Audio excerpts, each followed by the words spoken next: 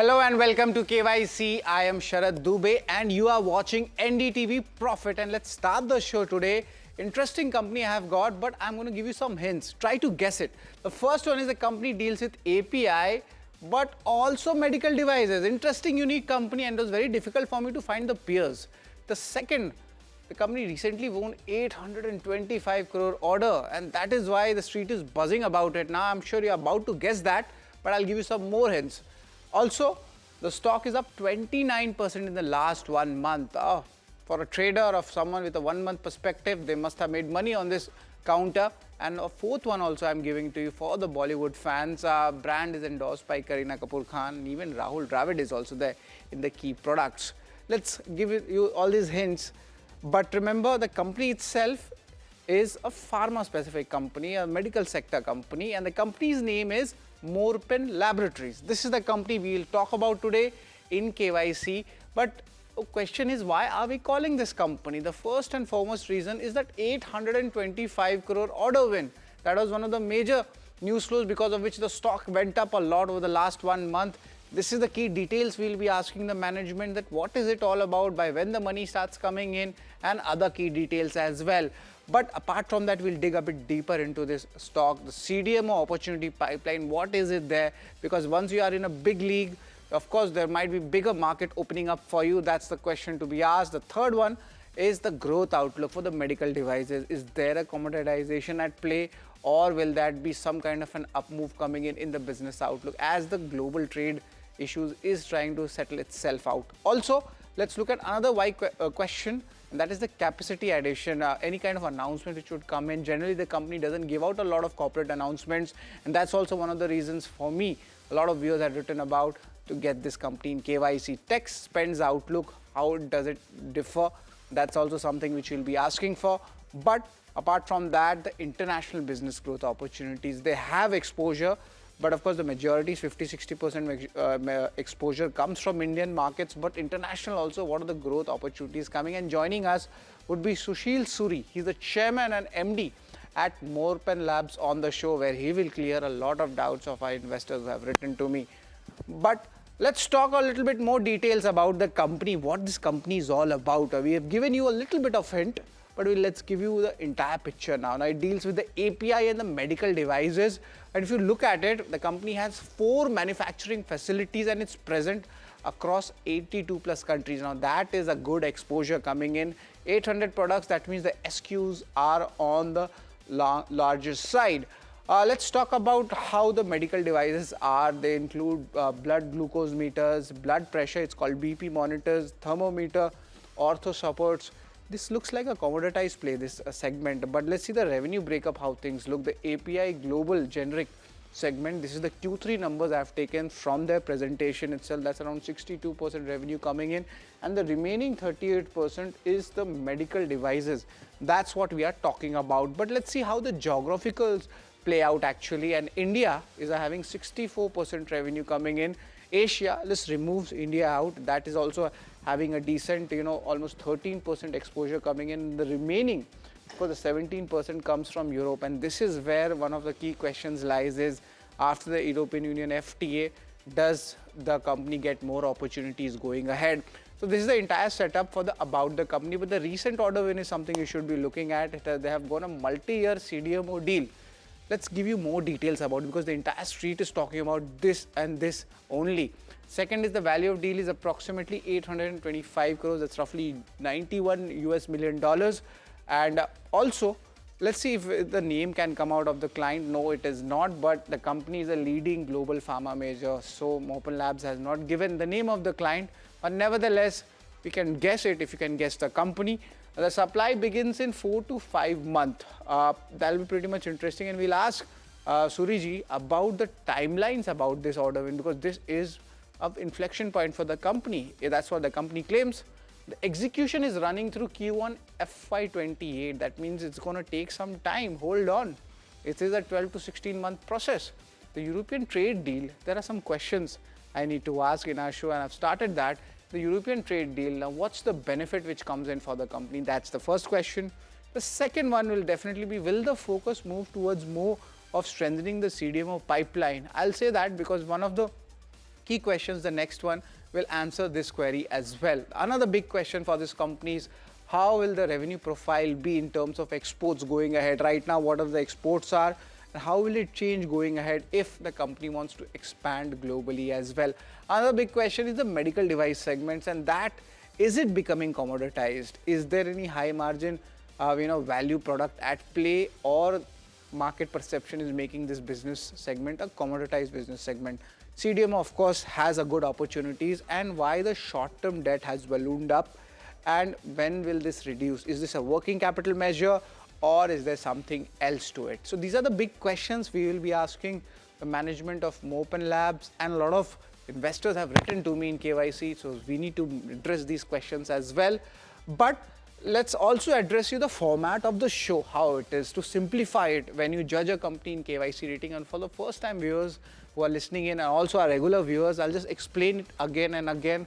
These are numbers. These are the holy grail of numbers where you judge a company. Just there might be a news flow, there might be an order flow, but at the end of the day, if the fundamentals don't work, then the thesis doesn't play out. The return ratios, that's also very much important. We see the ROC numbers, the ROI numbers, ROE numbers. That's where the magic happens. Shareholding, what the promoter has been selling, any institutional participation, changes of hands, street cred, kya paisa bana ki nahi bana? Be it long term, be it short term, that's the query we'll be putting this company across. Valuations, generally we compare it with peers, but the way the company is set up, they're having two business models, and other companies don't have that similar. And to keep it fair, I'm going to keep it apple to apple. That means only company's valuation across its history I'll take out, and the outlook for the company and the industry as a whole, we'll be talking about it. So 8 rating parameters are there where we'll judge Morepen Labs. Let's talk about the first one, income statement, and that's where the dismal numbers start coming in. Revenue, EBITDA, net profit, last 3 years numbers, all are in single digit. Now the concern starts coming in, because this is the first income statement which I have noticed that this is in single digit growth coming in. There is some respite in Q3 numbers, if you could just get them also to put that perspective, but just the PAT number and the revenue is also in single digit. Now only small hope is that 28% jump which is coming in the EBITDA growth, and a slight margin bump up coming in. Now, can the company maintain these margins? That's something to look out for.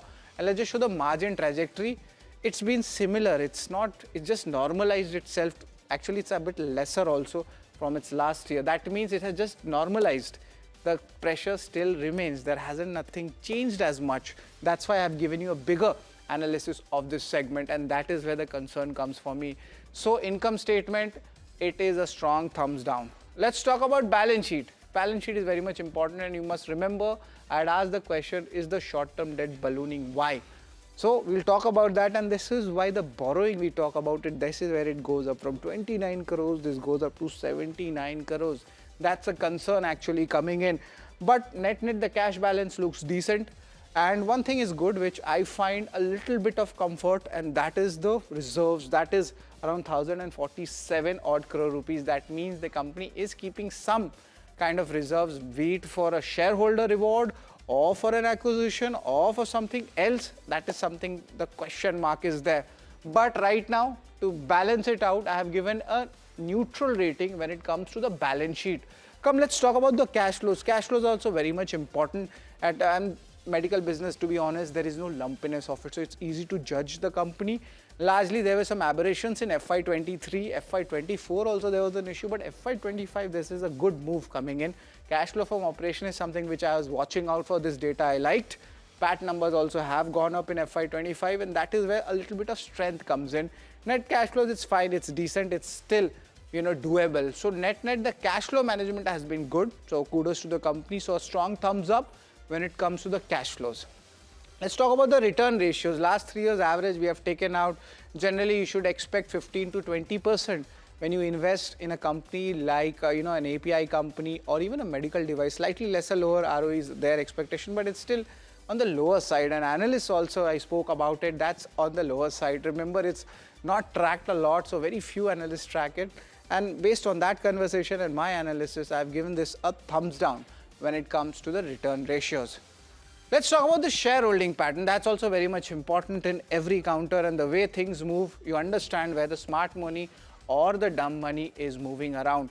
But let's talk about, how the promoter holding has changed over the last, say, you could say 3 years. It was around 38% stake, still on the lower side. But interestingly, it's fallen down. It's at 36%, and that's what, of course, market gets concerned. The promoter stake is coming down. But let's talk about the institutional partnership. Actually, is there or not? Generally, for this company, it's very low. But I've seen DI also reducing the stake. That's coming down to 1%. So 36%, 1%. Now, one more thing I'd like to say is the retail participation is going, and at times it's not healthy that a lot of retail participants starts coming in. So that is why there's a caution or a word of thought when you talk about it. And when the holdings are going down, be it promoters and DIs, I'll give this a strong thumbs down when it comes to the shareholding pattern. Let's talk about the street cred. Everybody's talking about that order win, and that is why if you are a trader or someone who heard this news and played this theme, congratulations, you made 29% in last 1 month. But if you're a long-term investor, your patience is getting tested. 6 months, the stock is down 7%. Let's play 1 year, the stock is down 10%. And also, let's play the longer picture also. Suppose if you are associated with the company for last 5 years, only 50% returns has come in. That's actually lesser than what Nifty gives you in that period. That means the long-term investors haven't made money. Short-term investors on the news flow, order flow, of course, there is a good move. So to keep things balanced out, long-term investor loses, the short-term trader wins. This is a neutral rating when it comes to the street cred. So let's talk about valuations, and to be fair with the company and the peers, and in my analysis also, I would like to get this company itself. I would like to see the peak, what has happened. 5-year data I've taken. I've taken the 12 trailing month P for my analysis. The 5-year peak was 91 times. Imagine.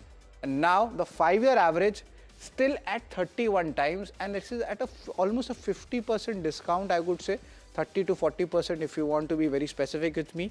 It is just 19 times. That means it is cheaper, 19 times P. But why is it so cheaper compared to the industry standard or to its own standards? That is a big question to be asked if you are a mathematics and you really like about valuations. But nevertheless, it's cheap, and mathematically this looks good. So I've given a thumbs up when it comes to the valuations part. Also, let's talk about the outlook. They have received one of the largest single CDMO mandate. That is a very important thing for the company, and they have expanded the global footprint and the long-term programs as well. So a lot of fundamentally good things are also happening with the company, but these are all futuristic. It's not coming in the numbers.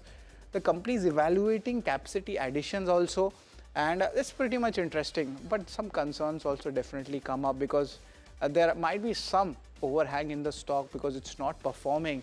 There is a lack of quantifiable guidance coming in. That's why the street keeps on guessing about this stock, what will happen next, apart from the news, because numbers also need to come. So to put perspective in a very balanced way, I have given an outlook of a neutral rating. But let's add up. Let's revise all the ratings for KYC and see where does Morepen Labs actually stand. So let's get in all of these criterias, and then we'll talk about how things are moving. The first and foremost is the income statement. That's a big concern coming in. No major CAGR growths are there. Even Q3 numbers were very mixed. Balance sheet is decent, especially if I talk about the short-term debt concern is there, but reserves is holding up. Cash balance is decent. Cash flow has done well. It's lumpy, but it's in the favor of the data. Return ratios are, could say, a little bit dismal on that. Shareholding, that's negative. I have given street cred, neutral. Valuations, of course, after so much correction on a long-term investor, valuations become cheap. Outlook still neutral. Company needs to come out with more numbers and talk a lot with the investors and stakeholders. So as of now, Morepen Lab gets 3.5 out of it. Generally, in our average, this is a bit a lower side. So company needs to come up and do a good homework as well, and to give us the entire perspective also. But with us would be Sushil Suri. He is the chairman and MD at Morepen Labs. An interesting trivia about him: he has over 30 years of experience in pharma industry, and no, he doesn't have a pharma backing. He's a qualified CNM fellow member ICA. Imagine someone running a pharma company and he's a chartered accountant. It's a very deadly combo of man wearing different hats. And of course, joining us would be Sushil Suri. Uh, Good afternoon, Sushil ji. It's always a pleasure to talk with you. This 825 crore order, that's what the street has got excited, about the company. Just could you give us the details by when the money starts coming in, timelines?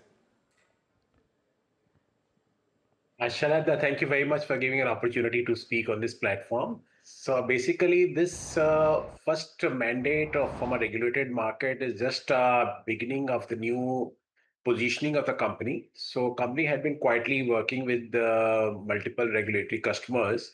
And of course, the idea was to get a more structured customer program instead of a spot business, which we had learned over a period of time. But now, with all the regulatory skills, with all the, I would say, whether QC or infrastructure or patents or DMF, with all the knowledge, whatever we had acquired, we have been able to get the validation from a multinational, and that too for a long-term supply contract. And these type of things are, this is just a first order from one customer, and we expect the pipeline to grow as we continue. So this is a big change for the company, and I'm happy to see that, okay, the people are also responding. We're getting good feedback from the customers and suppliers everywhere. And Sushil, just to dig deeper, this is Yeah. first of many. That's what I'm trying to gauge from your commentary. If it is first from many, can we expect something more? And if yes, anything in the next 1 or 2 quarters, any large announcements coming in? Because it's clearly looking like that CDMO pipeline is something which the company is focusing on. Yes, Sharad, basically CDMO, and actually these are very long-term programs, and these involve a lot of regulatory, chemistry, and of course infrastructure discussion, and of course, and end of the day, there are commercial discussions. So I will not say that it is coming tomorrow, and the pipeline is not built overnight. So even this first order has taken a couple of quarters to see the light of the day. So certainly, but what the major thing you have to understand is that CDMO programs are not spot programs like our quarterly results. So big companies, they work for long-term supply chains, they work for resilience, they want stability, and of course, they want continuity. So with a global scenario which is being realigned to adjust to the fluctuations which are happening globally, so we have been able to fit ourselves into the customer's thing. No doubt that there are geopolitical things, but ultimately it's a compliance.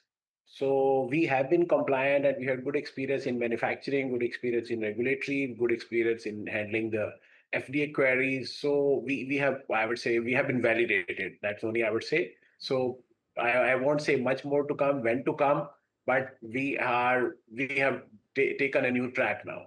Exactly, but your smile says something else.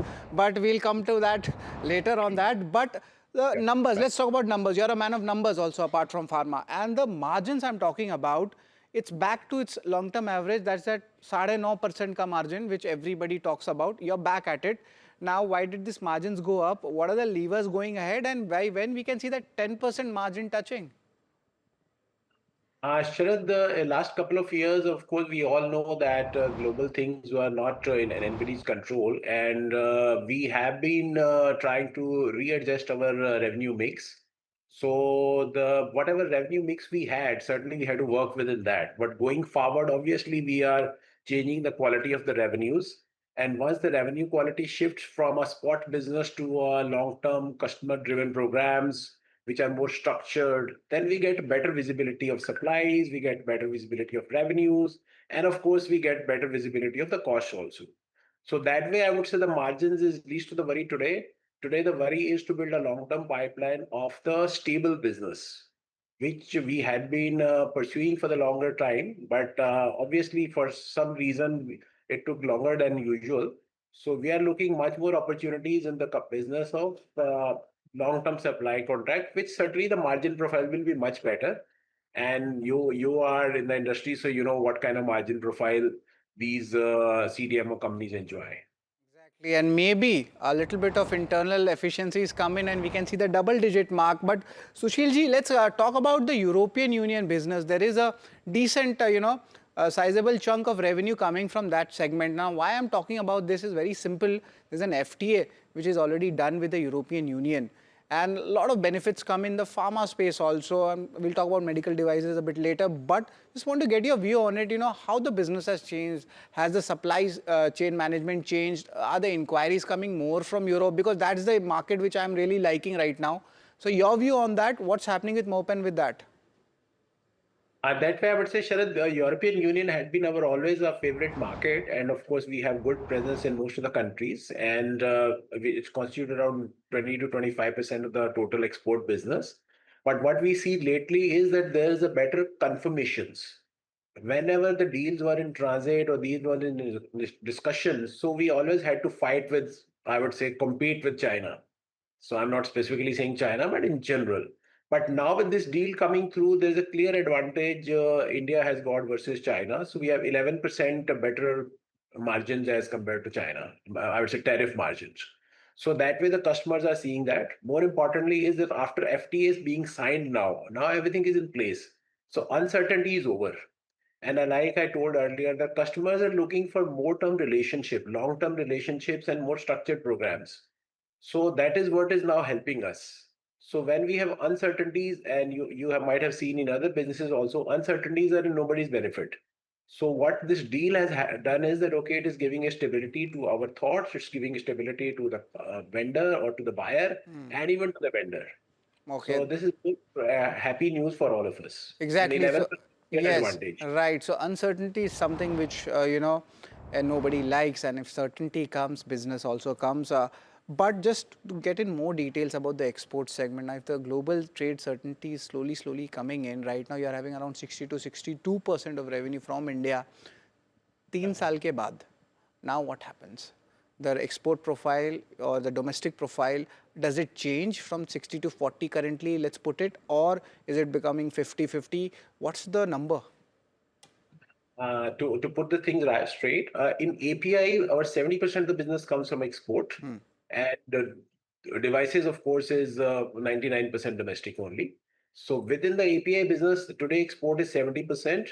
Going forward, I would say it may go to 80% in 3 years' time, because with this long-term CDMO programs, our exposure to the global regulated market would increase. And of course, we have limited resources and limited capacity. So we will have to let go some of the low yielding business in the domestic market. So that's one aspect. Second, of course, is that as we go for the longer term contracts, we may have to add, I mean, whatever new business will come from that will come from this angle. So overall export profile will go up. All right, let's talk about a little bit about the numbers also, Sushilji, and then of course we'll talk about medical devices also. The numbers I'm looking at, the short-term debt has ballooned up. Is this a working capital requirement, or is there some adjustment? Just want to get a little bit of clarity here. Sure. As you know that for last 25 years, we have been a zero debt company. So this was one of the, I would say, planning of the company, that we do not have any banking arrangements with most, for last 25 years, we have been operating like a small scale company in current accounts. So we had retained one banker last year. And of course, it was a bit higher cost. So now we are replacing the high cost debt with the low cost debts. So of course, there's a Right. And Sushilji, what will be the interest rate dates of this high cost and the low cost, if you could share? The high cost was around 11 and a half to begin with. Of course, we are negotiating with them also. Then the new rates are between 7.5, 8.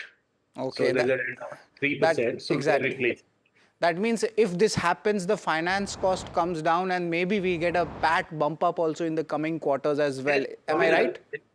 It's nominal, though we do not have a large debt Okay. stack. So we just, I would say, on a 2,000 crore asset base, on a revenue base, we just have around 140 crore debt, which is nominal.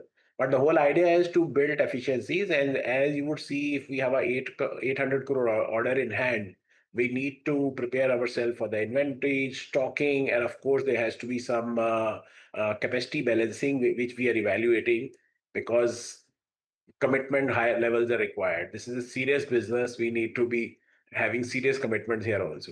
Exactly. Just as a student of a pharma sector, I just want to ask you one simple question. This entire CDMO play, you talk about long-term story, it is there.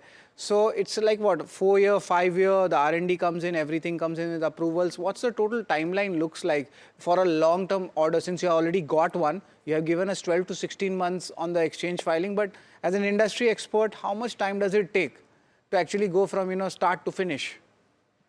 I would say usually the cycle for our kind of industry, we are not in CRO. There is a difference between CRO and CDMO. CRO is more research oriented. So there it sometimes take 3 to 5 years because the product is still not in the pipe, is not evolved, not commercialized, and small quantities are there.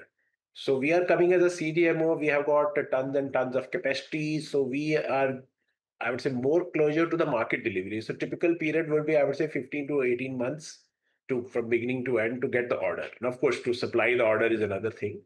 So we come as a player which have ready-made capacities available, FDA approved.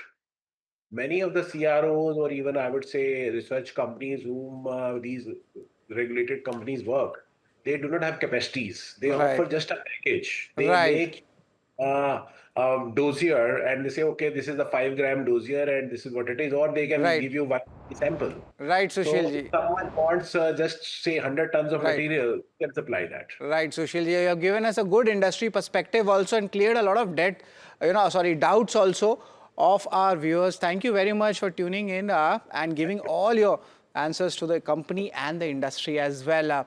Of course, we spoke about the management and the company's growth strategies, and long-term investors' patience has been tested in this stock.